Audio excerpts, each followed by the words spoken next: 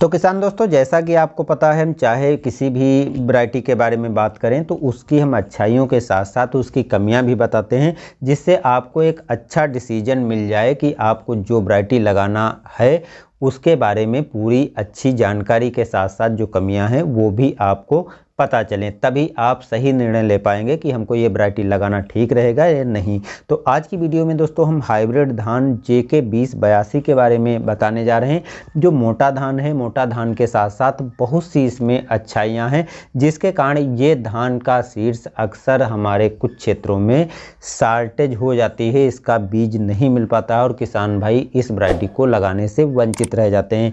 तो इतनी खास वैरायटी होने के बावजूद मैंने सोचा क्यों ना आपको इसकी पूरी जानकारी दी जाए, जिससे यदि आप ये बीज लगाना चाहते हैं तो आप इसको लगाएं और बढ़िया उत्पादन लें।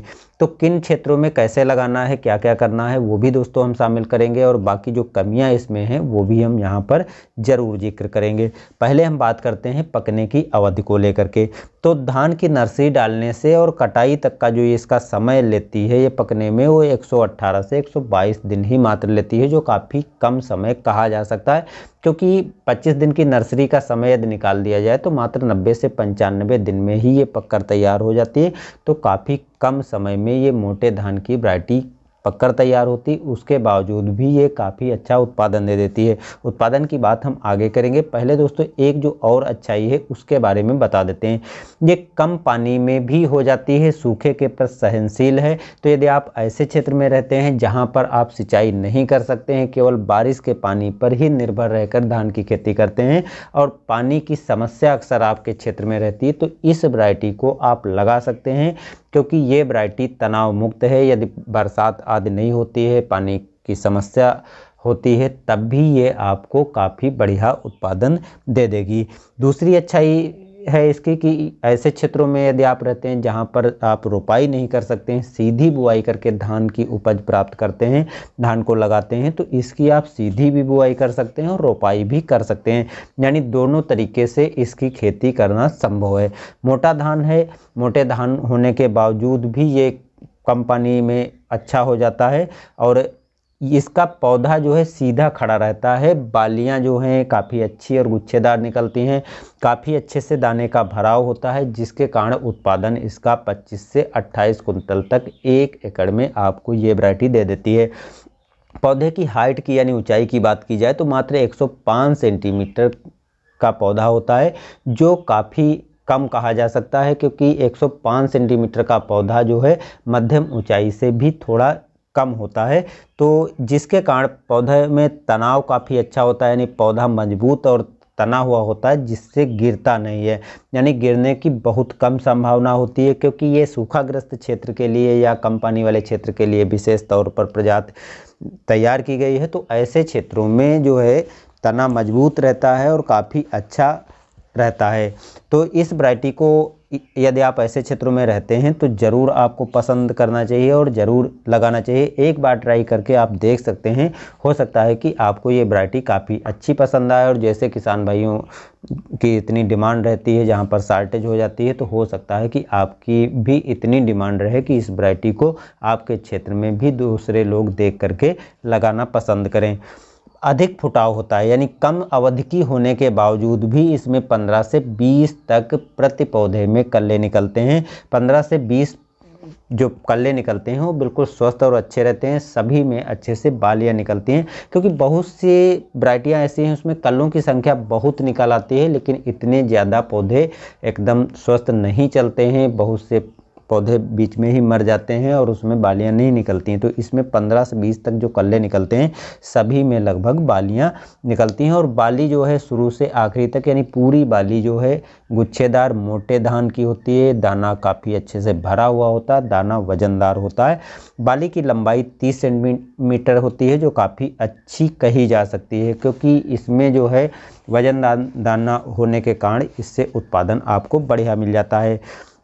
अब इसके थोड़े नेगेटिव पॉइंट की बात करें तो दोस्तों, यदि आप ऐसे क्षेत्र में रहते हैं जहां पर आप सिंचाई कर सकते हैं या पानी की किसी तरह की दिक्कत नहीं होती है, तो उस क्षेत्र में आप दूसरी वैरायटियों को चयन कर सकते हैं, क्योंकि 25 से 28 कुंतल उन क्षेत्रों के लिए तो काफ़ी अच्छा आज के समय में कहा जा सकता है जहाँ पर सिंचाई जैसे यानी पानी की दिक्कत है। लेकिन उन क्षेत्रों में जहाँ पर सिंचाई आदि कर सकते हैं, पानी की किसी तरह की समस्या नहीं है, उन क्षेत्रों में बहुत सी ऐसी वैरायटियाँ हैं जो इससे लगभग 5 से 6 कुंतल प्रति एकड़ अधिक उत्पादन देने की क्षमता वाली हैं। तो उन वैरायटियों को आप लगा सकते हैं, लेकिन ऐसे क्षेत्र में आप मत लगाइए जहाँ पर आप सिंचाई कर सकते हैं। तो आपको समझ में आ गया होगा कि ये वैरायटी किन क्षेत्रों वाले किसानों को ज़्यादा फायदे करेगी। बाकी ऐसे क्षेत्र में यदि आप लगाना चाहते हैं तो एक बार आप ट्राई करके देख सकते हैं, हो सकता है कि आपको भी ये पसंद आ जाए।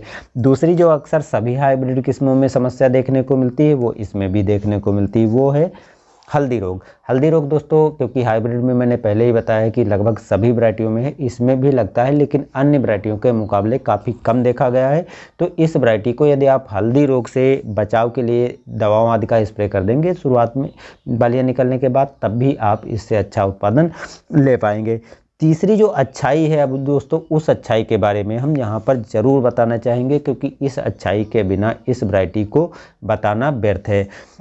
तो इस वैरायटी की दोस्तों एक अच्छाई मुझे ये पसंद आई, क्योंकि कम अवधि की होने के साथ साथ इसमें जो है दाने का भराव अच्छा होता, फुटाव अच्छा होता, टेलरिंग अच्छी होती है, पानी आदि की समस्या होने पर भी ये अच्छा उत्पादन दे देती है। और तो इसको यदि हम टाइम पर लगाते हैं, समय पर लगा लेते हैं, यानी बहुत से किसान भाई अगेती के रूप में लगाते हैं, तो आप भी यदि अगेती के रूप में इसको लगाते हैं तो आसानी से सब्जियों की खेती भी समय पर कर पाएंगे। तो दोहरा लाभ आपको मिल जाएगा। थोड़ा उत्पादन को कम देखा जाए तो दूसरी फसलें भी आपको समय पर तैयार मिलेंगी, जिससे आपको तो डबल लाभ मिल जाएगा। क्योंकि जो कम अवधि की हैं वो इससे ज़्यादा उत्पादन आपको दूसरी वैरायटियाँ नहीं दे सकती हैं। तो ये कुछ अच्छाइयाँ थीं और कुछ कमियाँ थीं जो आपको JK 2082 की वैरायटी में समझ में आ गई होंगी। अब दोस्तों बात करते हैं इसके सीड्स की मात्रा की और अन्य चीज़ों की। तो इसका सीड्स जो है, यदि आप नर्सरी डालते हैं तो 5 से 6 किलोग्राम 1 एकड़ नर्सरी डालने के लिए काफ़ी है। आप 1 एकड़ खेती करना चाहते हैं तो 5 से 6 किलोग्राम इसका सीड्स लेकर के और नर्सरी डाल करके आप रोपाई कीजिए। आसानी से आप 1 एकड़ में इसकी रोपाई कर पाएंगे। बाकी यदि आप सीधी बुआई करते हैं तो सीधी बुआई में 10 किलोग्राम तक सीड्स की आवश्यकता पड़ेगी, क्योंकि सीधी बुआई और रोपाई व्यवस्था में काफ़ी बड़ा अंतर होता है। तो आपको जिस प्रकार की खेती करना है उस हिसाब से सीड्स को खरीदना है। सीड्स आपके मार्केट में आसानी से मिल जाएगा, नहीं मिलता है तो ऑनलाइन भी आप देख सकते हैं, ऑनलाइन भी आपको ये सीड्स मिल जाता है। बस इतना अंतर है कि मार्केट में यदि आप सीड्स लेते हैं तो इस साल 300 रुपये प्रति किलो के आसपास इसका सीड्स मिल जाएगा। ऑनलाइन जाएंगे तो थोड़ा पैसा आपको ज़्यादा खर्च करना पड़ेगा। तो ये तो रही कुछ जानकारी जो आपको इस वैरायटी के बारे में पता चल गया होगा। फिर भी दोस्तों यदि कुछ कमियां हैं, कुछ जानकारी ऐसी छूट गई है तो उसके बारे में आप पूछ सकते हैं कमेंट करके। मिलते हैं नए वीडियो में, धन्यवाद।